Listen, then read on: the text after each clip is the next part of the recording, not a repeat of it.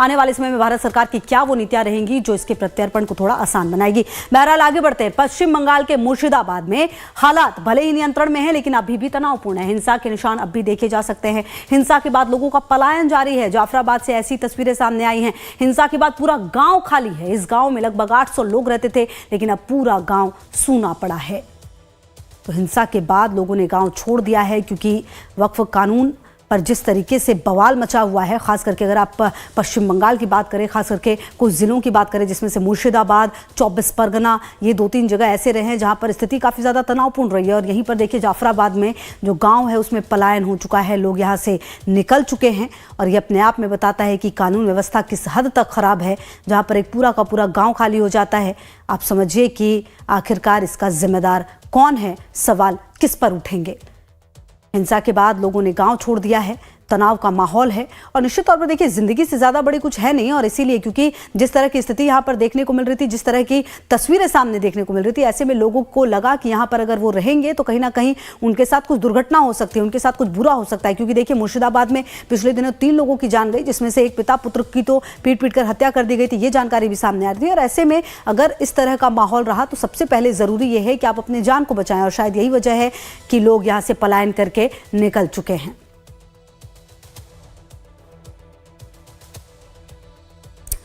वक्फ कानून पर चर्चा और बहस पूरे देश में पिछले कई दिनों से चल रही है, मगर बंगाल में स्थिति भयावह है। मुर्शिदाबाद जिले में शनिवार को 3 लोगों की मौत हुई। आलम यह है कि उच्च न्यायालय को सुरक्षा बढ़ाने के निर्देश देने पड़े। वहां बीएसएफ की कंपनियां तैनात की गई हैं और कई परिवार मुर्शिदाबाद से पलायन कर रहे हैं। देखिए हमारे संवाददाता रजनीश सिन्हा की एक एक्सक्लूसिव रिपोर्ट।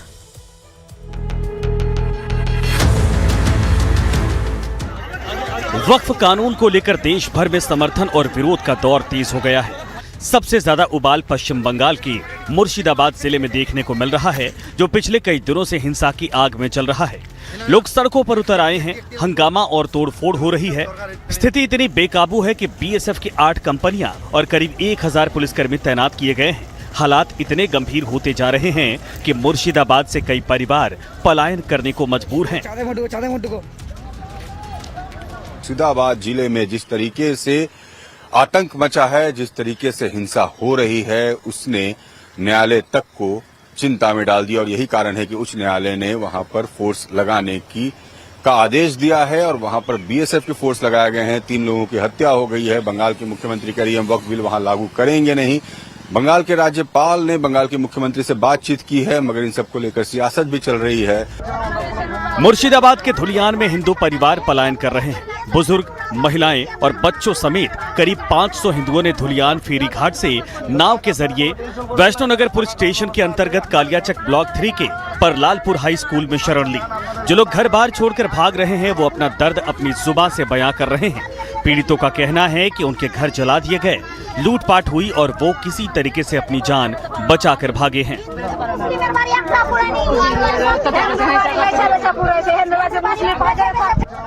अपना सब कुछ छोड़कर मुर्शिदाबाद से भागे लोगों का अब कोई ठिकाना नहीं है। महिलाएं कह रही हैं कि उनका अब सब कुछ लूट लिया गया है। उनके साथ गाली गलौज की गई और बदसलूकी की कोशिश भी की गई। डर का आलम यह है कि लोग रात के अंधेरे में अपनी जान बचाने को मजबूर हैं। This kind of thing, if they will indulge in, will deal it as strongly as possible. Bengal के कई हिस्सों में तनाव अब भी बरकरार है। कुछ लोगों की मौत के बाद स्थिति और बिगड़ गई। राज्यपाल सीवी आनंद बोस ने मामले का संज्ञान लिया और मुख्यमंत्री ममता बनर्जी से बात की। वहीं राज्य के डीजीपी ने कानून व्यवस्था हाथ में लेने वालों के खिलाफ सख्त एक्शन की बात कही है। The measures which have been taken by the state government are not adequate. That is what the situation exposes. इन सब के बीच ममता बनर्जी ने ऐलान किया कि बंगाल में नया वक्फ कानून लागू नहीं होगा। बीजेपी ने पलटवार करते हुए कहा कि ममता कौन होती हैं, ये तय करने वाली कि संसद का कानून लागू होगा या नहीं। वहीं वामपंथी दल ताजा हिंसा के लिए बीजेपी और टीएमसी दोनों को जिम्मेदार ठहरा रहे हैं। लोगों को उम्मीद है कि मुर्शिदाबाद में हालात जल्द सुधरेंगे ताकि प्रभावित लोग अपने घर वापस लौट पाएं। लोग टूट जाते हैं घर बनाने में और तुम तरस नहीं खाते बस्तियां जलाने में। किसी बिल का विरोध और समर्थन आपका अपना मत हो सकता है, मगर विरोध के नाम पर आगजनी, बस्तियों का जलाना, आगजनी के साथ लोगों के साथ मारपीट और मारपीट तो मारपीट लोगों की हत्या तक की जा रही है। जो कुछ हो रहा है ये कतई भी हमारे देश में स्वीकार्य नहीं है। जरूरत किसी एक बिल पर मत बनाने की हो या इसका विरोध करने की हो, शांतिपूर्ण ढंग से भी ये तमाम चीजें हो सकती है, मगर बंगाल में जो कुछ हो रहा है उसने देश को चिंता में डाला है। वीडियो जर्नलिस्ट विक्रम के साथ रजनीश सिन्हा, लाइव टाइम्स, दिल्ली। और अब बात वक्फ संशोधन कानून की, जिस पर हिंसक प्रदर्शनों के बीच सियासत तेज हो गई है। एक तरफ विपक्ष इसके विरोध में मोर्चेबंदी कर रहा है, लेकिन हिंसा पर चुप्पी साधे है, तो वहीं दूसरी तरफ बीजेपी ने विपक्ष पर लोगों को भड़काने और हिंसा की साजिश का आरोप लगाया है और मोर्चा संभाला है खुद योगी आदित्यनाथ ने।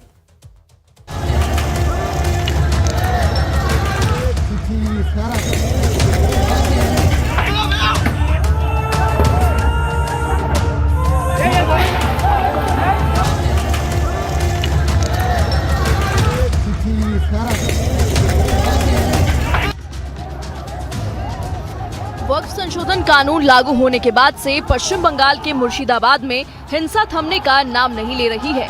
इस हिंसा में अब तक 3 लोगों की मौत हो चुकी है और लाखों की संपत्ति स्वाहा हो चुकी है। हिंसा पर अब उत्तर प्रदेश के मुख्यमंत्री आदित्यनाथ ने जमकर निशाना साधा है।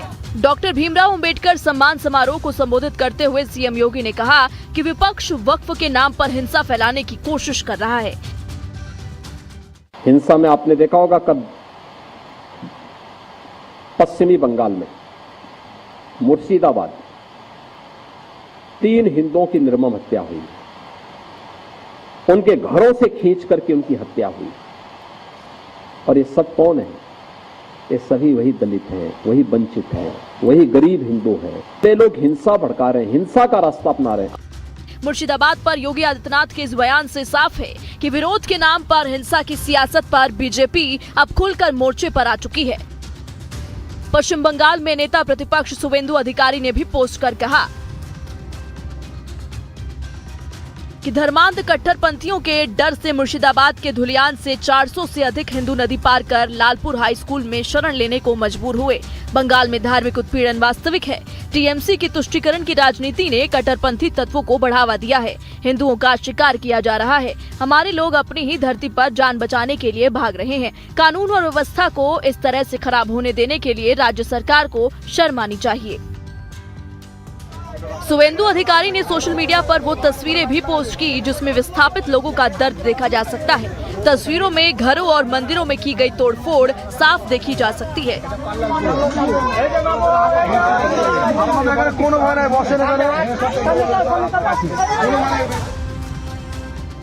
एक तरफ वक्फ के नाम पर हिंसा बेलगाम हो रही है, दूसरी तरफ इसके विरोध में लामबंदी भी तेज हो गई है। एआईएमआईएम अध्यक्ष असदुद्दीन ओवैसी ने भी हैदराबाद में वक्फ संशोधन के खिलाफ प्रदर्शन का ऐलान किया है। इसमें ओवैसी को all India Muslim personal law board का भी साथ मिला है। वक्फ अमेंडमेंट बिल जो नरेंद्र मोदी की सरकार ने लाया है वो अनकॉन्स्टिट्यूशनल है और हम ये समझते हैं कि ये वक्फ अमेंडमेंट बिल वक्फ की प्रॉपर्टीज को बचाने के लिए नहीं लाया जा रहा है, बल्कि ये तमाम अमेंडमेंट्स जो किए गए हैं ये इस बात को बताता है कि मुसलमानों पर बीजेपी उनको शक की निगाहों से देखती है।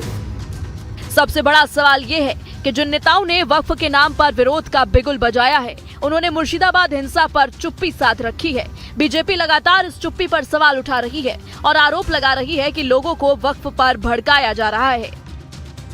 पश्चिम बंगाल में मुर्शिदाबाद में वक्फ हिंसा में 3 मौतों के बाद भी ममता बनर्जी की रहस्यमय चुप्पी शर्मनाक भी है, घोर निंदनीय है। ममता सरकार अल्पसंख्यक तुष्टीकरण के नाम पर हिंदुओं की सुरक्षा से समझौता कर रही है और भारत के अंदर मॉडर्न जिन्ना का अवतार बनकर सामने आई है। देखिए, पश्चिम बंगाल में वक्फ अमेंडमेंट एक्ट के नाम पर मुसलमानों को भड़काया गया। वहां स्टेट स्पॉन्सर दंगा हो रहा है, हिंदुओं की जान खतरे में है और पश्चिम बंगाल से चिंगारी पैदा करके पूरे देश में आग लगाने की तैयारी टीएमसी की है। टीएमसी अपनी नाकामी छुपाने के लिए पश्चिम बंगाल को पूरी तरह बर्बाद कर रही है। मुर्शिदाबाद में हिंसा की आग थमी नहीं थी। कि अगरतला में भी वक्फ संशोधन के खिलाफ प्रदर्शन के दौरान हिंसा हुई। प्रदर्शनकारियों और पुलिस की झड़प में कई पुलिस वाले भी घायल हो गए।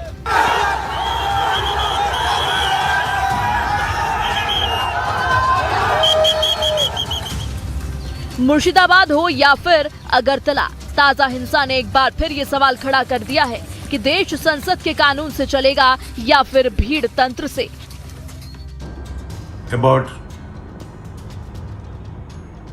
people, some people taking law and order in their hands in some parts of Bengal. Protest is welcome under democracy, but not violence.